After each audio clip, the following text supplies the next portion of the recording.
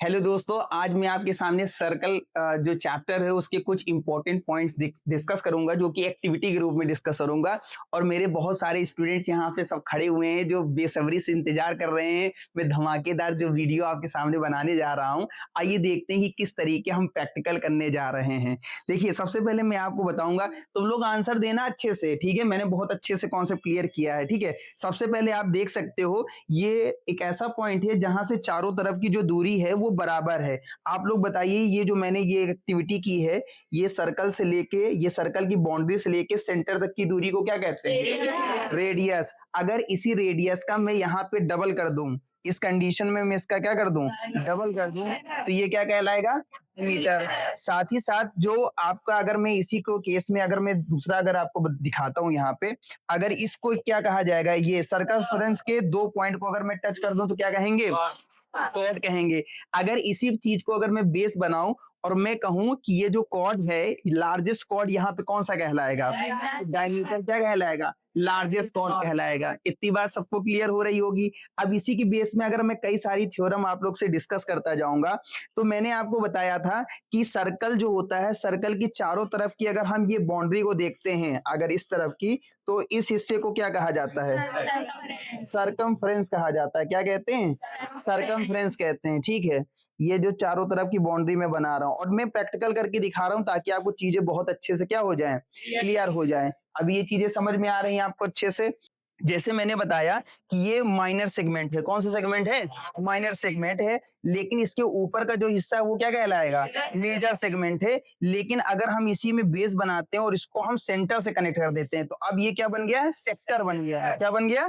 Sector. और ये वाले हिस्से को माइनर सेक्टर कहेंगे और इसके बाहर वाले हिस्से को मेजर सेक्टर कहेंगे। तो ये चीज आपको समझ में आ गया। अब इसी में मैंने आपको एक बार बताया था, जैसे ये सर्कल दिख रहा है, सर्कल में जो पॉइंट्स होते हैं, ठीक है, यहाँ पे आप देखो ये सर्कमफ्रेंस है। अगर हम इसी को अगर यहाँ पे 4 पॉइंट पे टच कर देते हैं, तो आप देखिए ये वर्टेक्स कहलाएंगे। अगर सर्कल की वर्टेक्स को टच करते हुए कोई कोऑर्डिनेटर बनना है, ऐसे कोऑर्डिनेटर को क्या कहते हैं? साइक्लिक कोऑर्डिनेटर कहते हैं। और ये दो अपोजिट एंगल का सम कितना होता है? 180 डिग्री होगा। मेरी बात समझ में आ गई? दो अपोजिट एंगल का सम कितना होगा? 180 डिग्री। और इसको आप मेजर करके आराम से देख सकते हो कि अगर मैंने इसको बेस बना के यहाँ पे चेक करता हूं, तो यहाँ पे अप्रोक्स जो एंगल निकल के आ रहा है वो 80 डिग्री के आसपास निकल के आ रहा है। तो इसका मतलब अगर ये 80 डिग्री निकल के आएगा, तो ये कितने डिग्री होगा? अप्रोक्स 100 डिग्री निकल के आएगा। कितने डिग्री निकल के आएगा? 100 डिग्री निकल के आएगा। तो 100 प्लस 80 करोगे तो कितना आएगा? 180 डिग्री आएगा।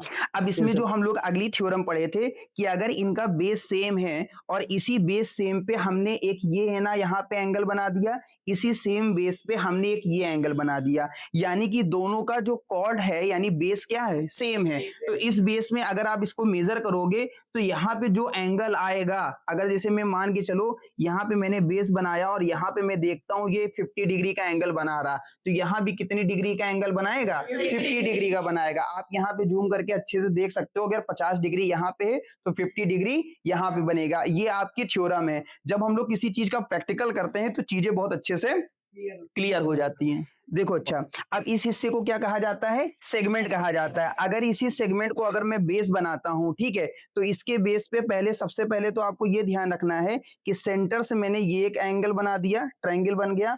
और इसी बेस को अगर हमने एक थ्योरम पढ़ी है ना कि सेंटर पे जो एंगल बनना है, सरकमफ्रेंस के किसी भी पॉइंट को टच करते हुए अगर हम एक एंगल ड्रॉ करेंगे, तो वो इस एंगल का जस्ट क्या होगा? हाफ होगा। अगर आप यहाँ पे बेस बना के एंगल चेक करोगे, जैसे मैंने यहाँ पे एक बेस बनाया है, ये आपका आया है 80 डिग्री। और अगर इसी पे आप ध्यान से चेक करोगे, इस पे मैंने अगर मैं बेस बनाऊंगा, तो यहाँ पे आप देखोगे यहाँ पे कितने डिग्री आएगा? जस्ट 40 डिग्री आएगा। कितने डिग्री आएगा?